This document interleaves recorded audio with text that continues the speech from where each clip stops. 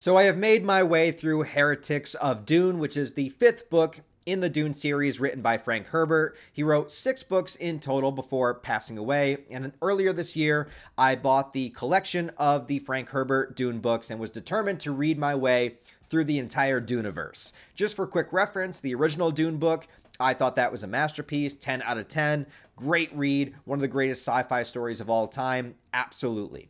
The second book, Dune Messiah, I thought was really, really good. I enjoyed it a lot. It was very short. It felt more like an epilogue to the first book than really its own entity, but it works well as a solid conclusion to that original story.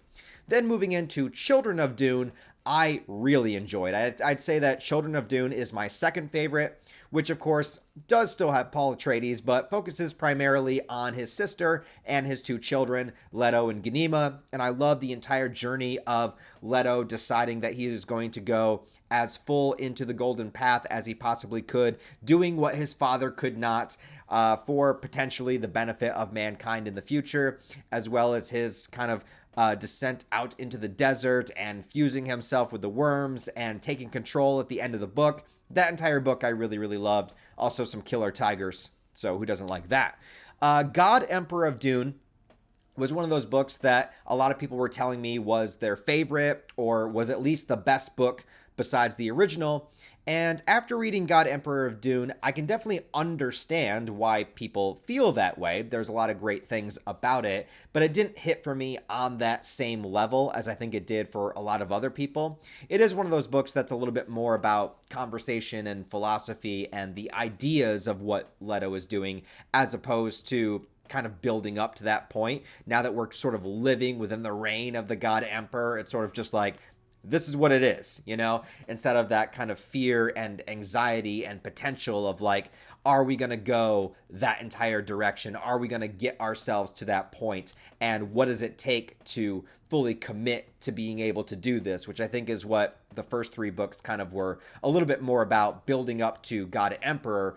But I can say that I do think that God Emperor was good and that it felt like a solid conclusion for the story that had been building for those previous books. So moving on to book 5, I was really curious about where they were going to take this because to me, I mean, obviously you're in a open universe and there's plenty of different factions and people that you can visit and new characters that you can always introduce, but the story of the Atreides and Leto Atreides building up to becoming the God Emperor and creating this dictatorship rule over humanity, basically turning himself into the ultimate villain of humanity to somehow help benefit it in the future, that everybody would kind of scatter across the universe and create their own societies and civilizations and not have to rely on putting all of their faith into these religious leaders that, lead them ultimately into war, into downfall and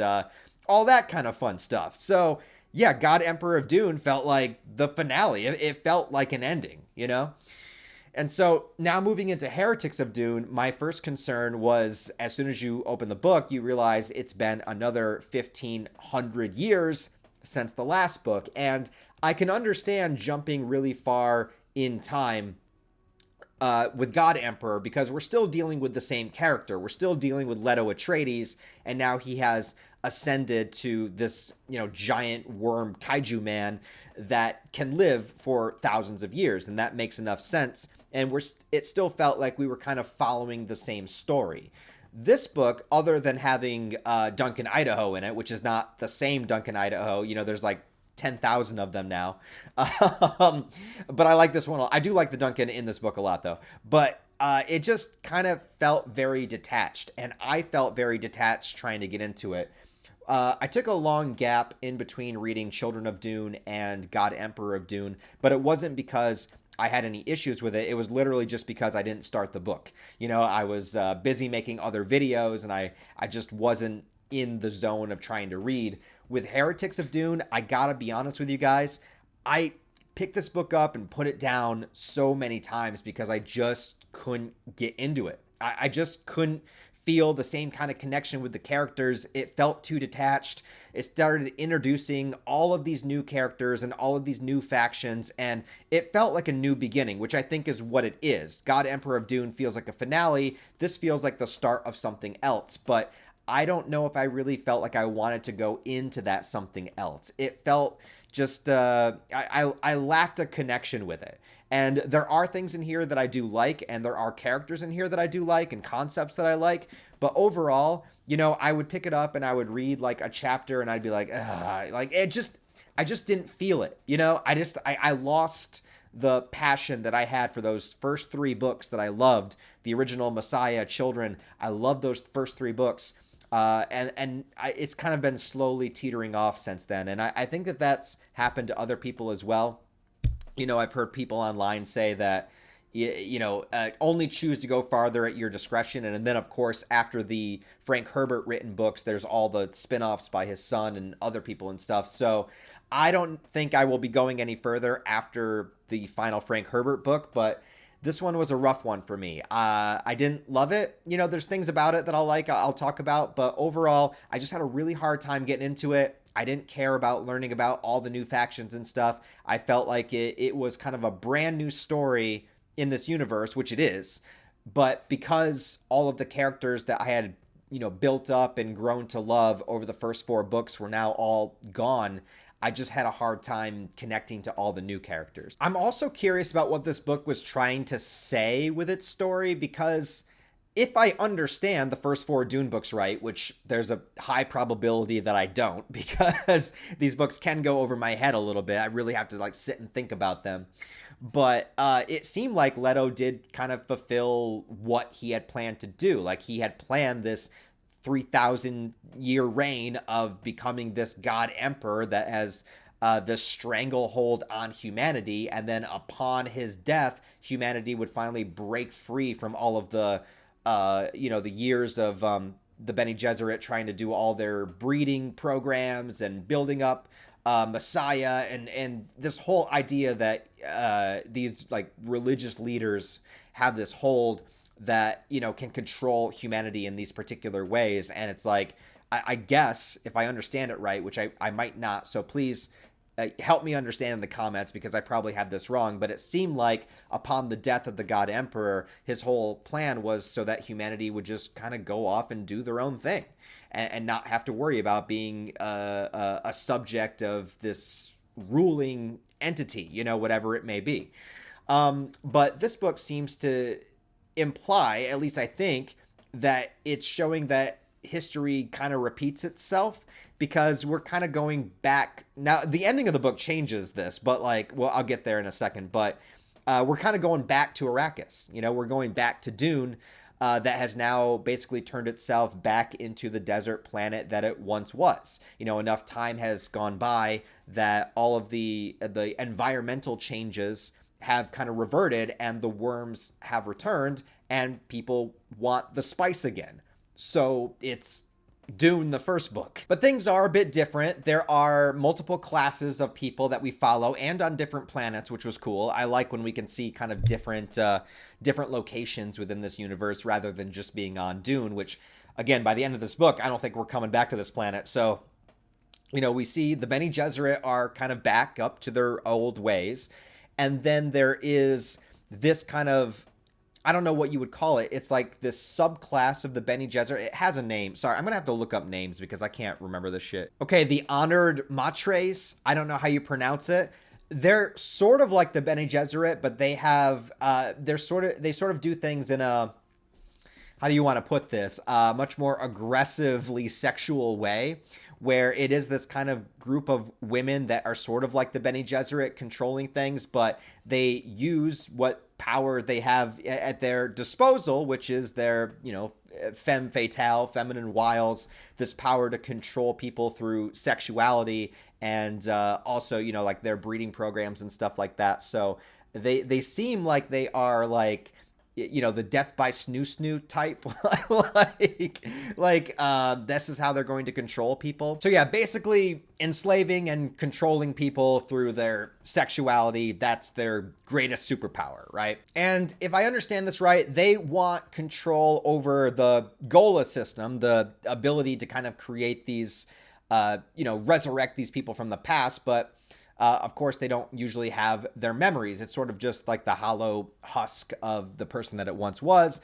And they're still making Duncan Idahos. So all these thousands of years later, this is still another Duncan Idaho. So how many have we actually had? There was like the original, the real Duncan Idaho that died in the first book. Then there was the Gola that was, programmed to maybe betray Paul, but then brought his memories back. And it was a whole thing that they were trying to do in the second book that worked.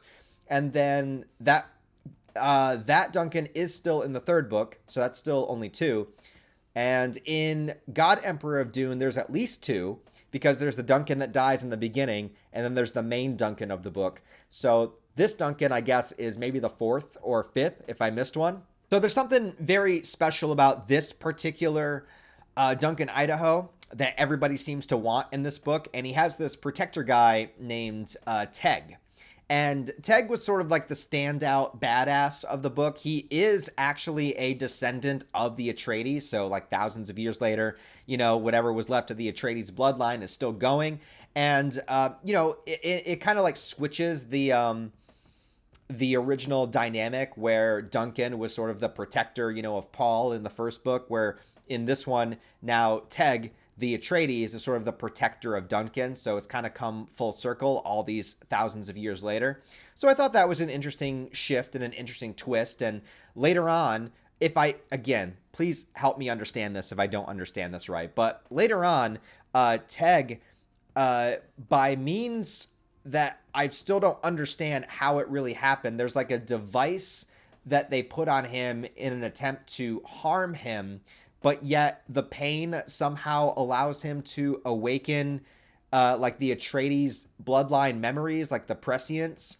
I don't know if that's exactly what happened, but he goes from like just being a normal dude to all of a sudden having this insane sort of Atreides power up later on in the book after they put this device on his head. But he does a lot of cool things in the book. Like he helps Duncan Idaho escape earlier in the book.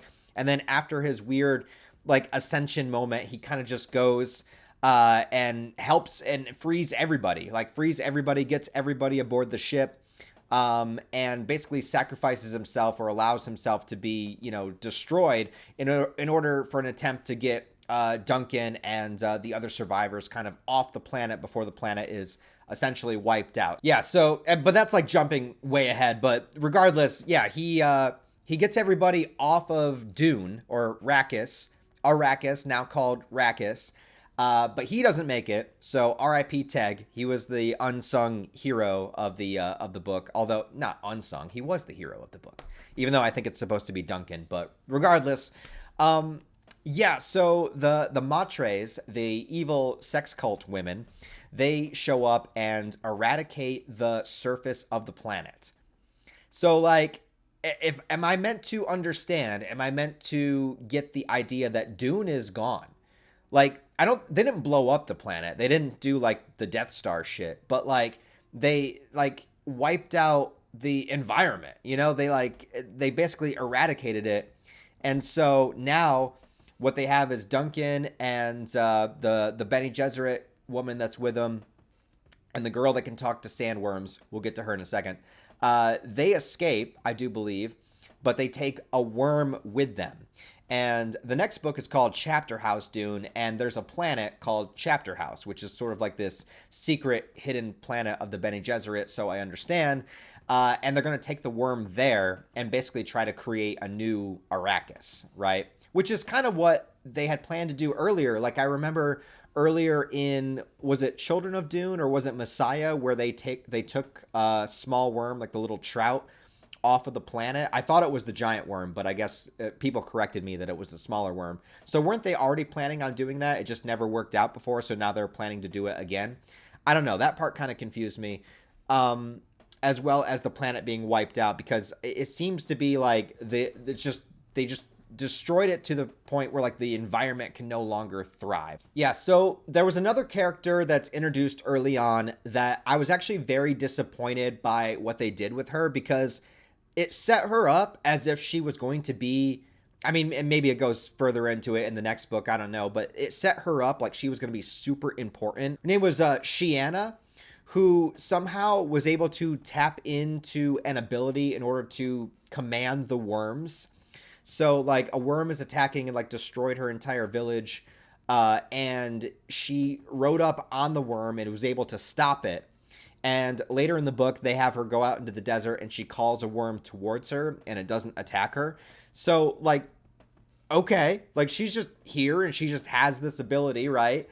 But she's not like, she is a main character, but it's just like, it's like they just kind of pull her out when they need her to do that. Like she doesn't really have her own sort of prime directive. Like she doesn't really have anything that she's trying to do, that she's trying to accomplish.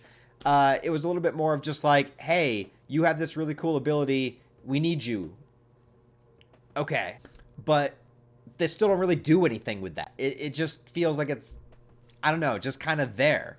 The Duncan Idaho himself is, I guess you could say, the main protagonist of the book. Like he doesn't really, like all the other Golas, like he doesn't really understand his history or anything. And then Teg is the guy to kind of get that out of him and help him remember who he was. But then it goes even further, because when the evil sex cult women try to convert him using their powers, if you know what I mean, he's like, "Be gone, thoughts." Well, kinda. He's able to overcome it, right? But then in the process, sort of like the other characters awakening their prescience, he awakens the memories of all of the other Golas, all of the other Duncan Idahos. You know, the more I describe this book, the more it just feels so random. Like it feels, I don't really know how to describe it. Like he's throwing all of these things in here, but I don't know. I just don't see how it connects to the rest of the story. And it just feels like we're doing the same thing again. It feels like instead of Paul, now we have this Duncan Idaho. You know, instead of the Harkonnens, we have the evil sex cult Bene Gesserit women. Instead of Duncan sacrificing himself, it's Teg sacrificing himself. And what I thought was a really interesting concept with Shiana and her ability with the worms, I was like, okay, let's play into this. What does this mean? You know? But it doesn't really seem to go anywhere, except for, it's actually more important for the other character, the Bene Gesserit main character. I keep forgetting these characters' names. Darwi, okay? Is that her name? I think that's her name. Yeah, because she goes out to the desert with her to show this one guy, like, her ability. And then she finds this, like, underground, like, reservoir, which I think was Stilgar's little area in the early books, where she finds all these messages of Leto, of the God Emperor. And somehow what's happening now also plays into what he foresaw. And I think there's themes of, like, you know, can humanity break free of what was prophesized to them? Or is Leto Atreides, you know, still kind of in control in a way, because he foresaw all of these things happening and set up things perfectly in order to eventually reach this point. But again, I feel like what's happening now is sort of going against Leto's original idea. Or maybe it's not. I don't know. I don't really understand. I guess that's my problem, is that, like, I don't think I fully understand this book. Like, I really don't. I don't understand, like, what we're doing. I don't understand where we're going. And I understand, you know, this leads into the next one. And unfortunately, you know, Frank Herbert wasn't able to write the next book. And, you know, this is like a separate story. This is like starting something else. But unlike the first Dune, that felt like a complete story in and of itself, even though obviously there's a lot of loose ends, there's a lot of things to happen moving forward. You know, the original Dune book, you can just read that on its own and it's one story. This book seems like it's starting a brand new narrative, but it doesn't work on its own. It's definitely a setup for the next chapter, which is called Chapter House. It's definitely a setup to build up a new main character with Duncan, build up the ideas of controlling the worm, build up a new antagonist, and then now take the story off of Dune and go to a new planet. And that's what it feels like it's doing. And I guess that works fine, but it just doesn't, it's just not what I want, I guess. I guess that's what it comes down to, is that it's just going into directions that I am, I suppose, losing interest in a way. It just takes a lot of time getting into all these new characters and concepts, and I just am, I guess, constantly kept thinking, like, where are we going? What are we doing with this? There are some cool things I like in here. I do like the Teg and Duncan dynamic, and I like how it's kind of a reverse of what we were used to. I like Duncan coming to the realization of what he is, as well as gaining the past memories of the other the other Golas. Just because, you know, Duncan's been here from the beginning in one way, shape, or form. He's really the only thing that connects us to the beginning of the story, is that, you know, even though it's not the same Duncan, it's at least the idea of Duncan. And if he has the memories, there's at least something there that connects us to the original. But, you know, all the other characters that I loved are long gone. You know, I loved Leto Atreides, Ganima, you know, Alia, obviously Paul, all of those characters, you know, were my favorites, and, you know, now we're just too far past them. So I guess that's kind of like my core issue, is I just had a hard time getting into this one. So yeah, let me know what you guys thought about this one. If you guys have read this far into the Dune series, am I just out of my mind? Is there something wrong with me? Is this book actually great and I just, I'm not getting it? I just think I'm not getting it. I just think I'm not getting where this is going to go, and how this relates to Leto's, you know, golden path. Like, I just don't, I don't see the correlation, I guess, right now. Perhaps it just went over my head, which is not a surprising thing to happen. But anyways, guys, let me know what you think about this book if you've read it, and also leave your comments, thoughts, and opinions about it down below. Let me know if you loved it, if you hate it, if you're kind of in the middle,